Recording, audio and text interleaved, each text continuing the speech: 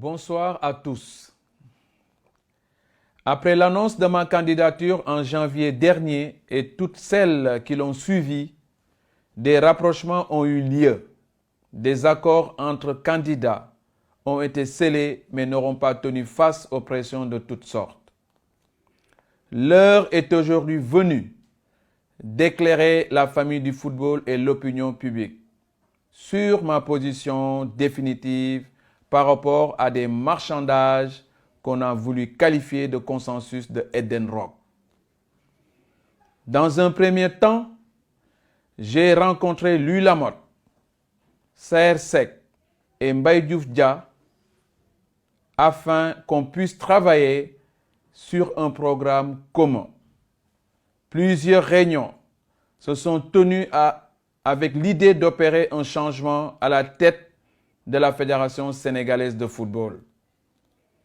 Le 22 juillet, une grande rencontre s'est tenue à Edenrock entre les 4 candidats et le comité de facilitateurs. Parmi les propositions faites, j'ai émis le souhait de voir Saer Seck porter le consensus afin de montrer que tout ne se limite pas à ma personne. Mais, à ma grande surprise, mes alliés des premières heures ont décidé de faire porter le programme par Maître Augustin Senghor, le président sortant.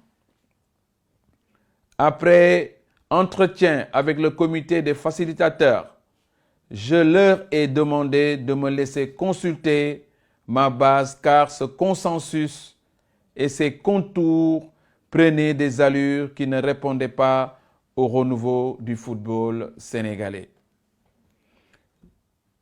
Et j'ai bien fait, car votre soutien, votre rejet massif de ce qui se profilait à l'horizon, l'élan populaire autour de mon programme en 7 points m'ont conforté dans l'idée du projet du renouveau que j'incarne. Au terme d'une mûre réflexion et d'une large consultation des acteurs à la base, des amateurs de football et de nombreux, j'ai décidé de maintenir ma candidature à la présidence de la Fédération sénégalaise de football. Pour la mise en œuvre de cet ambitieux programme, j'ai le profil requis et le vécu d'un manager sportif qui, avec Génération Foot, peut se prévaloir d'une expérience acquise de 20 ans